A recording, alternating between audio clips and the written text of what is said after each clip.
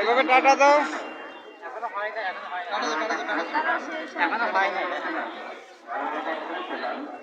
যাক, আমরা সবাই এসেছি এখানে। আমরা শুভ নববর্ষ সবাইকে, নববর্ষের দিনে শুভেচ্ছা সবাইকে।